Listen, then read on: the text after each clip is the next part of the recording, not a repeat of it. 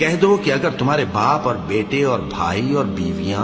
اور خاندان والے اور مال جو تم کماتے ہو اور تجارت جس میں مندی سے ڈرتے ہو اور مکانات جن کو پسند کرتے ہو اللہ اور اس کے رسول سے اور اللہ کی راہ میں جہاد کرنے سے تمہیں زیادہ عزیز ہوں تو ٹھہرے رہو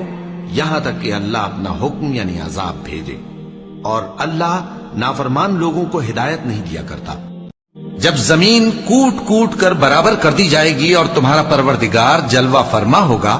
اور فرشتے قطار در قطار آ جائیں گے اور دوزخ اس دن سامنے لائی جائے گی، تو انسان اس دن سوچے گا،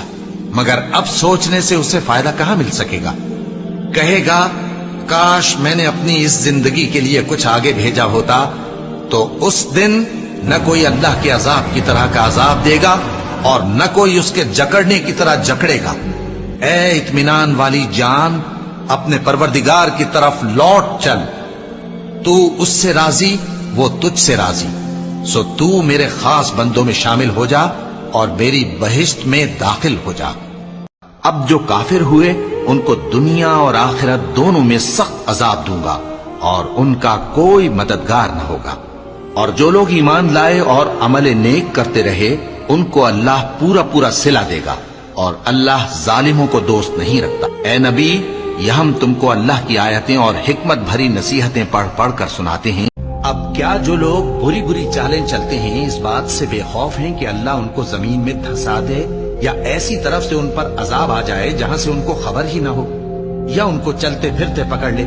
تو وہ اللہ کو عاجز نہیں کر سکتے، یا جب ان کو عذاب کا ڈر پیدا ہو گیا ہو تو ان کو پکڑ لے؟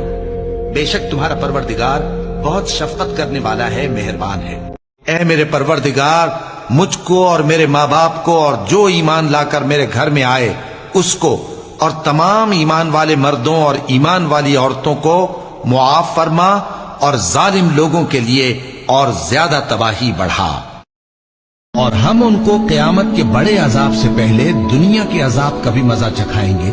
شاید وہ ہماری طرف لوٹ آئیں۔